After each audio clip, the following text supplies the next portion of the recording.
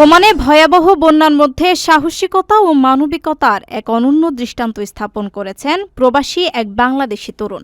পানির প্রবল স্রোতে আটকে পড়া একটি গাড়ি থেকে দুই ভারতীয় নাগরিককে উদ্ধারের যে ঘটনাটি সম্প্রতি সামাজিক যোগাযোগ মাধ্যমে আলোড়ন তুলেছে, সেখানে পাকিস্তানি তরুণ শাহজাদ খানের পাশাপাশি সমান সাহসিকতার পরিচয় দিয়েছেন বাংলাদেশের সাগর।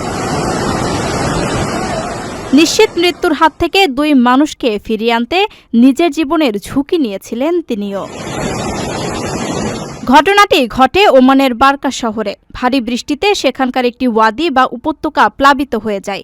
এর মধ্যেই একটি গাড়ি পার হতে গিয়ে প্রবল স্রোতে আটকে পড়ে। গাড়ির ভেতরে থাকা দুই ভারতীয় নাগরিক তখন বাঁচার আকুতি জানাচ্ছিলেন। এ দৃশ্য দেখে বিন্দুমাত্র কালক্ষেপণ না করে তাদের উদ্ধারে লাফিয়ে পড়েন সাগর। পাকিস্তানি ভাইয়ের পাশাপাশি আমাকেও তুলে ধরা হয়েছে। মূলত আমি তাকে প্রথমে নামার জন্য সাপোর্ট করছি যে ভাই আপনি নামেন, আমি আপনার সাথে সাথে আসতেছি। উনি নামার 10 থেকে 15 সেকেন্ডের ভেতরে আমি ঘটনাস্থলে উপস্থিত হই এবং পর্যায়ক্রমে পাথর দিয়ে গ্লাস ভাঙার চেষ্টা করি, সেটা সম্ভব হয় নাই। তারপরে আমি মাথায় হঠাৎ করে খেয়াল আসলো যে আমরা তো দরজাটা খুলতে পারি, দরজাটা খুলেই স্বাভাবিকভাবে বের করতে পারি, গ্লাস না ভাঙা। তারপরে আমি বললাম যে আপনি দরজা খোলার চেষ্টা করেন। তারপরে আমি পাকিস্তানি ভাইকে ধরলাম এবং তিনি 2-3 বার চেষ্টা করার পরে যখন দরজাটা খুললো তখন দেখলাম যে ওখানে দাঁড়ানোর মতো পরিস্থিতি ছিল না।